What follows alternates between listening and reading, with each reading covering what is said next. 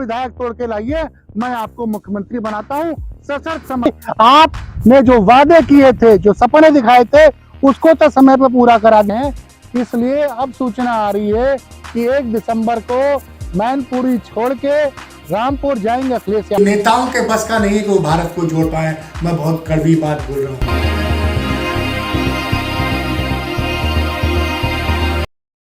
दोस्तों नमस्कार, मैं हूं आलोक पाठक और आप देख रहे हैं टोटल समाचार। अब मैं आपको बताने जा रहा हूं लखनऊ मेट्रो की कहानी। लखनऊ मेट्रो का सपना देखा था मायावती सरकार ने और उसको कई बार डीपीआर पे बातचीत हुई, लेकिन इसको मूर्त रूप दिया अखिलेश यादव ने। सितंबर 2014 में इस पे काम शुरू हुआ।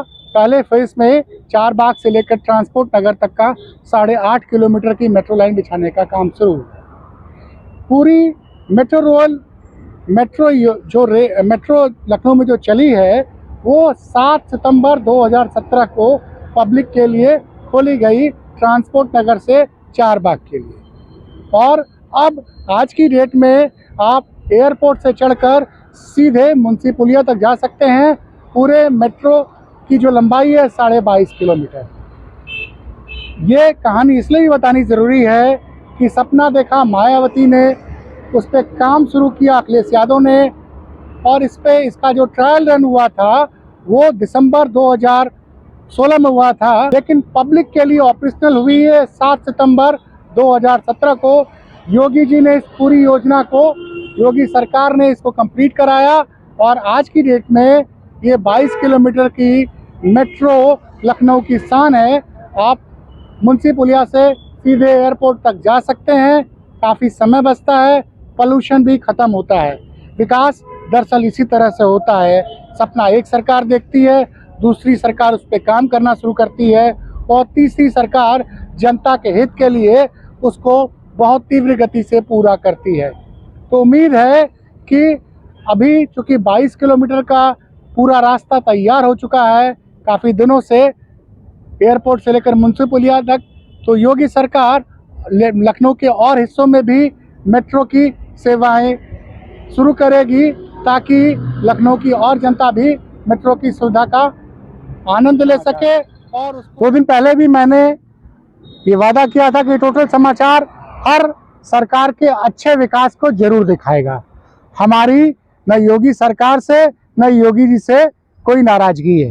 ये जो जहाँ मैं खड़ा हूँ, ये रास्ता शहीद पथ है और यहाँ से 2 किलोमीटर बाद ये कानपुर रोड पे जाके ख़त्म हो जाता था। लेकिन कानपुर रोड से जब जिसको भी फैजाबाद रोड की तरफ से जो आदमी आता था गोमती नगर से, अंचल से एयरपोर्ट जाने के लिए, इस रास्ते का प्रयोग करता था। जहाँ पे ये रास्ता जाके लखनऊ कानपुर हाईवे मिलता था वहाँ पे बहुत तगड़ा जाम लग जाता था। जाते वक्त तो फिर भी एक सर्विस लेन थी जिससे आप एयरपोर्ट की तरफ जा सकते थे, लेकिन जब आप एयरपोर्ट से आप आते थे गोमती नगर की तरफ, या जिसको फैजाबाद जाना है, या जिसको अंचल जाना है, या जिसको मुख्यमंत्री आवास की तरफ जाना है, तो रात के समय बहुत लंबा जाम लग जाता था, क्योंकि वो रात को लखनऊ कानपुर हाईवे पे बहुत सारे ट्रक्स की लाइन लग जाती है।